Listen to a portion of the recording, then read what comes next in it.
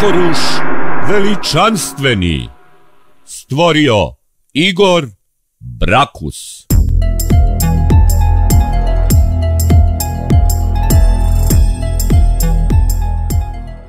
I dok se među Turcima razjašnjavala jedna misterija i večita tajna, crnogorska princeza u zatočeništvu Jevrema, njena najbolja drugarica Olivera i Ibrahim, možda 2,5 minuta mlađi brat sultana faraona Kokoruša veličanstvenog, su one na magarcima, a on peške, stigli do buničnog polja, u kome je, nakon pada u konjskom trku, ležao po trbuške onesvešćeni seljak Hadži Tasić.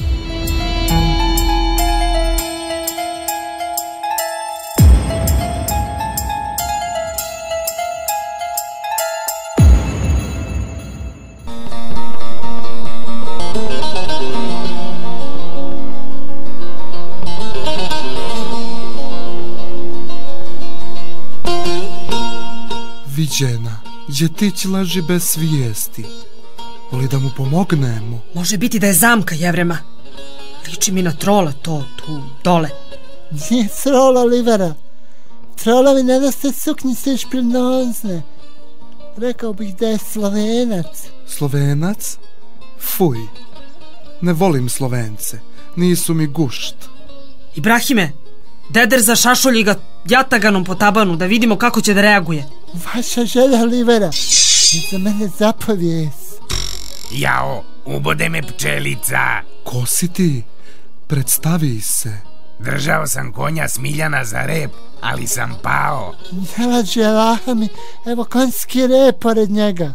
Ti si Slovenac, priznaj! Ja sam Neven Hadži Tasić. Poslali su me Čika Živan i Milojko da naberem bunike za večeru. Što bulazni ovi? Mora da mu je to odpada. Ibrahime, natovari ga na magarčinu. Ponećemo ga za svaki slučaj.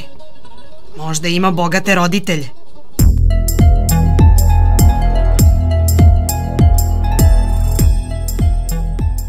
A pod šljivom seljaci Milojko i Živan su čekali da se Hadži Tasić vrati, kako bi proces obrezivanja srpskog satira Crven Baneta mogao da otpočne.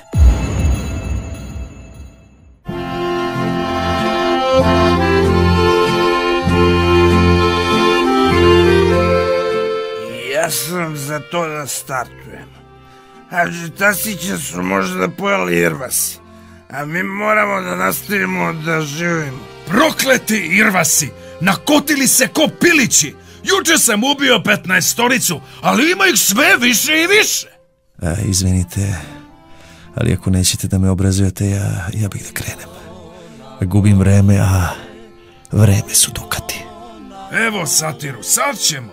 Nego, nisi mi rekao, poznaješ li ti neku Jevrosimu, a?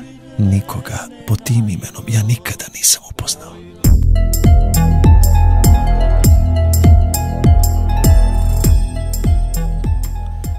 No, to možda nije bila potpuna istina što je Crven Bane, srpski satir, Srbima izrekao.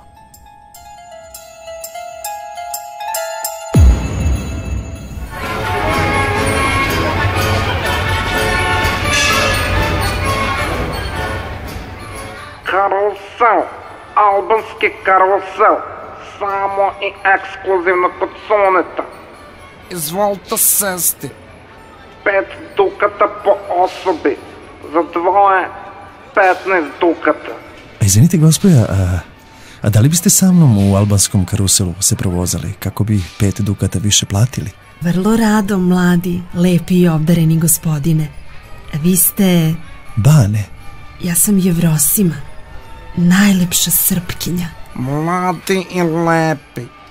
Ja kad bi živeo 1000 godina, ceo život bi mi stao u jedan dan. Velika nagrada. Samo danas albanski rulet. Pogodite govnjivom lopticom dječarca u glavu i možete dobiti vještačkog oposuma. A gde ja da stanem, Čika Bančeviću? Evo, ovdje dijete. I sad čekaj da te pogode. Nemoj se micat, Hadži Tasiću, ni po koju cijenu. Velika nagrada albanski rulet. Pogodite govnivom lopticom dječarca u glavu i možete dobiti vještačkog oposuma. Hoće li ovaj lijepi mladi par da okuša? Cijena sitnica, 5 dukata. A možete baciti i 5 govnjivih loptica za 30 dukata. Neka hvala, nismo zainteresovani. Gospodine Cune, a kakva su vam ovo kopita? Jareće tebra, vrlo povoljno. Šta će bilo kome jareća kopita? Teška su vremena. Danas satiri najbolje zarađuju. Zato uz jareće kopita u kompletu ide i frulica. Umjesto 10 dukata platiš 15 dukata. Epohalno. Hoćeš da poduvaš u frulicu malo, sestro?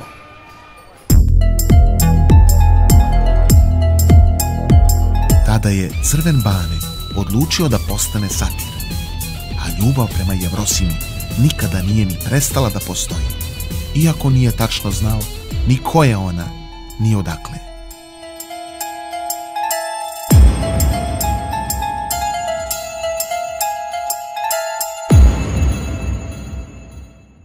Pojdo na gore, pojdo na dole. Evo ladne vode s Moravu. Stavi ga unutra da se smažura. Pa da počnemo. Živane, tebi drhte ruke, a ja ne smem da gledam. Znači, moramo da koristimo moje ruke i tvoj pogled. Ja sam noževe naostrio. Prijatelji, braćo, kumovi Srbi, ja sam se predomislio. Kako predomislio? Moram nekog da imamo u turski kamp. Će nas zatru ovde u sopstvenu zemlju. Kolika je to sila? Otomanska imperija. Već je od Mijanmara. Pa vidite ovako, sve je to u redu, ali ja ipak nisam trenutno spreman na toliku žrtvu. Ne može tako, pobratime Crven Bane. Kako mi Srbi da potamanimo onolike Turčine ako nismo spremni na minimalne žrtve? Spreman sam ja, ali ne da mi dvojica, trojica psihopata upropaste muškost. Nađite vi lepo nekog drugog, a ja odoh. Neće moći Crven Bane, neće moći, Živane! Ja ne mogu da se pomerim. Prepio sam. Pobeže nam satir, brsko zec mamicu mu ja reću. Tvoje crne oči, drugi da ih pije.